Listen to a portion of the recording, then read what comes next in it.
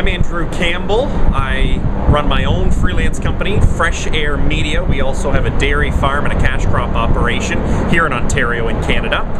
Before, I've had a couple of different lives. I've been interactive media editor with a company called farms.com, and prior to that I was farm editor for a radio station here in Ontario as well. This is my second IFAJ. My first one was down in Fort Worth, Texas, this being across Canada.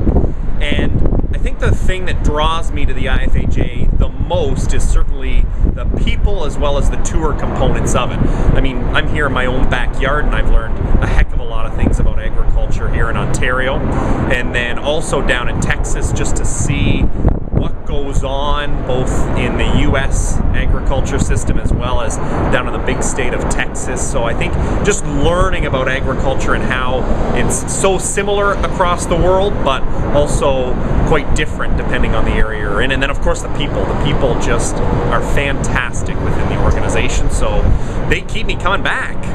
I'm Markus Rediger from Switzerland. I work as editing manager of the Agriculture Information Center, which is an agency that writes news and stories about agriculture and the food sector for media, TV, radio and printed media. I think the one of the values of IFAJ is that we have colleagues in all parts of the world that we are connected with through IFAJ. So if I'm interested in getting something to know about agriculture in South Africa, Australia or Argentina, or in the European countries, also in Japan, I can get in touch with colleagues, colleagues that are in touch with agriculture, with farmers, with the food sector. So I think it's very good not to be connected by electronically, by internet or by Twitter or whatever, but to know people who are really there, who know what we need as agricultural journalists, and who can give us not only professional advice but also on a personal level help us get good stories. My name's Chris McCulloch. I'm from a newspaper in Belfast, Northern Ireland called Farm Week. We look at agricultural topics around the world, but more importantly locally in Northern Ireland. But we do have time to express ourselves and to be socially active, which is important for journalists. I find that this one has been pretty well organised, and we've had a huge diversity of visits and entertainments, and we met a lot of new people, which is always good. My name is Dirkje Hietkamp. I'm from Holland, where I work for agricultural magazines.